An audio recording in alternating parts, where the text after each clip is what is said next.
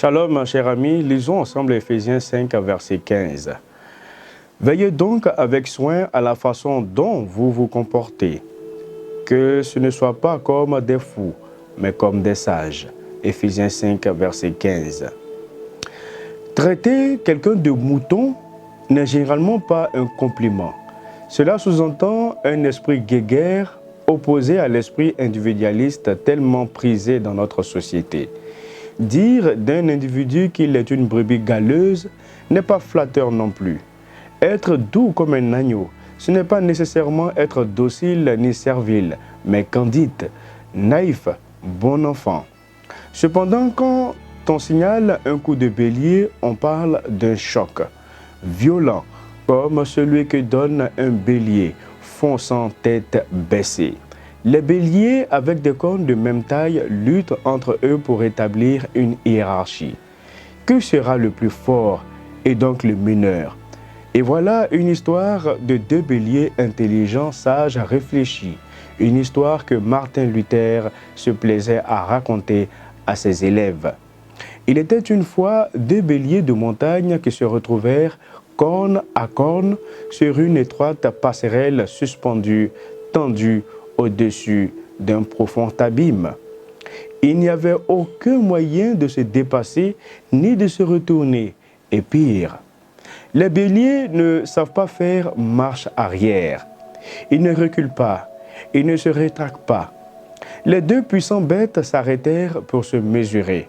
Les béliers pourraient toujours essayer de se battre en se cognant front sur front, mais le point était si exigu que s'ils mettaient la moindre ardeur à leur lutte, il est certain qu'ils se retrouveraient tous les deux dans le gouffre et y mourraient tous les deux. D'un regard oblique, ils mesurèrent tous les deux la hauteur du précipice, puis d'un regard droit. Chacun regarda dans la direction où il voulait aller. Ils s'étaient rencontrés tous les deux face à face sur cette passerelle, car ils voulaient tous les deux se rendre de l'autre bord. Allait-il maintenant changer d'avis? Les deux brebis échangèrent quelques coups de corne. Question de se tenir en respect. Puis l'un d'eux, lequel, je ne sais, se couche, et l'autre, lequel, je ne sais, passa par-dessus. Sans se retourner, ni dire un mot, ils continuèrent ainsi chacun sa route et avancèrent sains et saufs au but fixé. Dites-moi, le bélier qui s'est couché a-t-il bien fait? Le bélier qui lui a passé dessus était-il un lâche? Lequel des deux béliers était le plus fort, le plus intelligent, le plus sage, le plus aimant? Nous pouvons tous être, à un certain point de vue de notre vie, un bélier et nous retrouver sur le sentier de la vie, face à un autre bélier, tous les deux incapables, réticents et refusant de faire pas en arrière.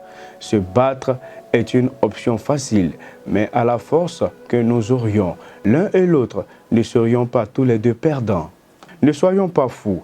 À cause du but que nous voulons atteindre, une fois moi, plusieurs fois lui, ou elle, une fois lui, ou lui encore, plusieurs fois moi, souvent lui, parfois lui, souvent moi, soumettons-nous et acceptons de céder.